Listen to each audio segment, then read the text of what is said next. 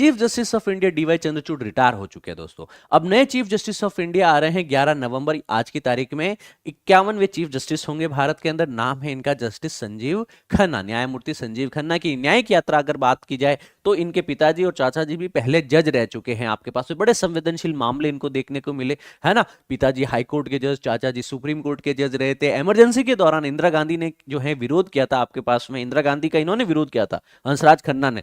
तो क्योंकि इन्होंने इंदिरा गांधी का विरोध किया था कई निर्णयों के अंदर, इसी फलस्वरूप क्या हुआ था आपके पास में, इंदिरा गांधी ने चीफ जस्टिस नहीं बनाया।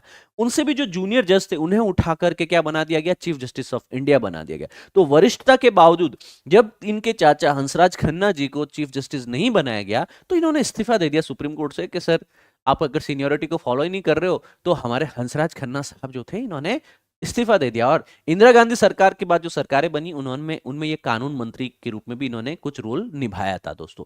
अगर हम हमारे अभी वर्तमान के 51वें चीफ जस्टिस की बात करें, दिल्ली विश्वविद्यालय से इन्होंने एलएलबी की है।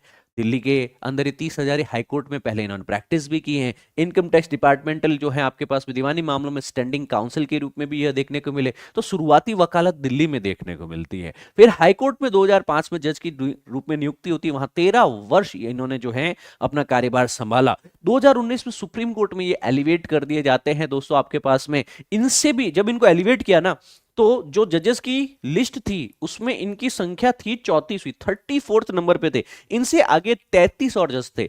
उन 33 जजों के नाम को दरकिनार करते हुए उस वक्त के सुप्रीम कोर्ट के चीफ जस्टिस ऑफ इंडिया हुआ करते थे मिस्टर गोगोई। सो यहां पे 33वें जो 33 स्थान वरीयता में इनको ऊपर ले जा करके सीजे रंजन गोगोई साहब ने क्या किया था, बहुत ही कंट्रोवर्शियल, उस वक्त कंट्रोवर्सी हो गई 2019 के अंदर कि कैसे इनका नाम लेके आया जा रहा है आपके पास में। रंजन गोगोई साहब ने इनको जो है सुप्रीम कोर्ट का जज नियुक्त किया। तो इनकी नियुक्ति सुप्रीम कोर्ट के जज के रूप में भी काफी कंट्रोवर्शियल रही थी कि यार इनसे पहले 33 जजों का नाम है, उनको आपको दरकिनार करके इनको क्यों उठा के डाल दिया। तो इन्होंने कहा था ये काफी काबिल आदमी दिखने को मिल रहे हैं हमको इस लिस्ट में से, अतएव सुप्रीम कोर्ट के कॉलेजियम ने इन्हें जज बनाया था सुप्रीम कोर्ट का।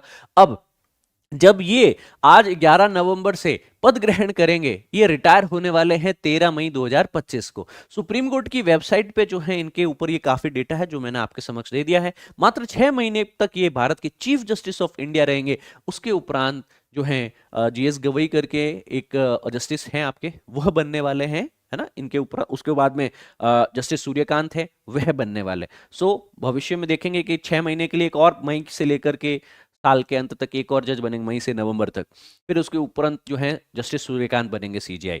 अब यहां पे कई बड़े बड़े केसेस जैसे आर्टिकल 370 हो गया, इलेक्टोरल बॉन्ड हो गया, या आपके पास में अरविंद केजरीवाल वाले मुद्दे के ऊपर जो जमानत वाली बात हो, एएमयू का जो अभी जजमेंट हमने 2 दिन पहले पढ़ा, इन सभी जजमेंट्स का ये हिस्सा रहे हैं। 450 बेंचेस का यह पार्ट रहते हुए इन्होंने 115 जजमेंट भी लिखे हैं सुप्रीम कोर्ट के अंतर्गत। सेम सेक्स मैरिज वाले जो केसेस इनके समक्ष आए थे, इन्होंने खुद को रिक्यूज कर दिया। व्यक्तिगत मुद्दे बताते हुए जज अपने आप को हटा सकता है सुनवाई से कि भाई मेरे को इस केस की सुनवाई नहीं करनी है। अब जब ये सीजीआई है, सुप्रीम कोर्ट में अभी भी कई बर्निंग इश्यूज हैं जैसे कि मैरिटल रेप वैध है या नहीं है, बिहार की जातिगत जनगणना जो है वह कितना उसके ऊपर जो है नीतिगत प्रभाव हो सकता है, चुनाव आयुक्त की नियुक्ति प्रक्रिया क्या हो सकती है, सबरीमाला के अंदर जो केस है उसका सुप्रीम कोर्ट के जजमेंट को रिव्यू करना है, राजद्रोह जो है आपके पास में आईपीसी के अंतर्गत उसकी संवैधानिकता के ऊपर निर्णय है।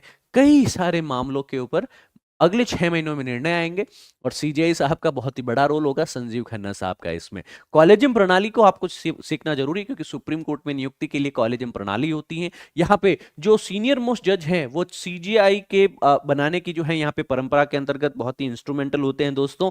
1999 में जो है मेमोरेंडम ऑफ प्रोसीजर एमओपी तैयार किया गया और कॉलेजियम एक एमओपी को फॉलो करता है और उसके उपरांत ही जज को जो है नियुक्त किया जाता है। जनरली क्या होता है, जो सीनियर मोस्ट जज होते हैं उन्हें पोस्ट कर दिया जाता है as a chief justice of India, पर ऐसा नहीं है। अभी संजीव खन्ना साहब है ना, इससे इनसे भी जो है वरिष्ठ जज अभी भी हमारे सुप्रीम कोर्ट में बैठे हुए हैं। पर याद रखने योग्य ये चीजें हैं कि भारत में पहले भी ऐसा हुआ 2 बार, जैसे इंदिरा गांधी सरकार ने इस परंपरा को तोड़ा के जैसे जस्टिस एएन रे हैं, जस्टिस जो हैं एमएच बेग हैं, इनको 73 और 77 के अंदर क्योंकि इनके फेवरेट थे तो बाकी सीनियर जज से भी पहले इनको सीजीआई चीफ जस्टिस बना दिया जाता है। Chief justice first amongst the equal होते हैं दोस्तों और बहुत ही इंपॉर्टेंट रोल निभाते हैं कहां पे, सुप्रीम कोर्ट में। कॉलेजियम प्रणाली पता हो, हाई कोर्ट और जजेस और चाहे सुप्रीम कोर्ट के जजेस को नियुक्त करने के लिए वरिष्ठतम जजों की एक समिति होती है, कॉलेजियम होता है। एमओपी जो है जजों की नियुक्ति की प्रक्रिया निर्धारित करता है कि क्या प्रक्रिया फॉलो की जाएगी यहाँ पे, और यहाँ पे विरासत नियुक्ति भी देखने को मिलती है। जैसे कि डीवाई चंद्रचूड़ के पिताजी साहब भी पहले जज रह चुके हैं, चीफ जस्टिस रह चुके हैं।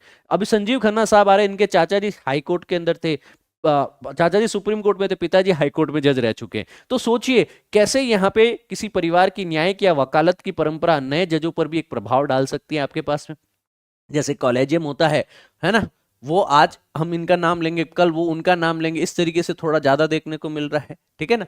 जैसे जिसको हम नेपोटिज्म कह सकते हैं, है ना, बाहर वाले लोग इसको नेपोटिज्म ही कहेंगे, पर आपको नहीं पता है कि वाकई में वह लोग एलिजिबल है या नहीं है। जो वहां पे कॉलेजियम में है वही उस दृष्टिकोण को समझ पाएंगे दोस्तों। एक माइंड मैप आप लोगों के समक्ष एमओपी का मैंने रख दिया है, कैसे मुख्य न्यायाधीश व सुप्रीम कोर्ट के जजों की नियुक्ति होती है, कार्यवाहक मुख्य न्यायाधीश की नियुक्ति कैसे होती है, सुप्रीम कोर्ट के जज जो है आर्टिकल 124 क्लॉज 2 में नियुक्त किए जाते हैं, जबकि कार्यवाहक एडहॉक जज 126 में नियुक्त किए जाते हैं दोस्तों आपके पास में। 127 में एडहॉक जज होंगे आपके पास में। सेवानिवृत्त जज जो है 128 के अंतर्गत मुख्य न्यायाधीश की सिफारिश के उपरांत वापस जो है इनको अपॉइंट किया जा सकता है।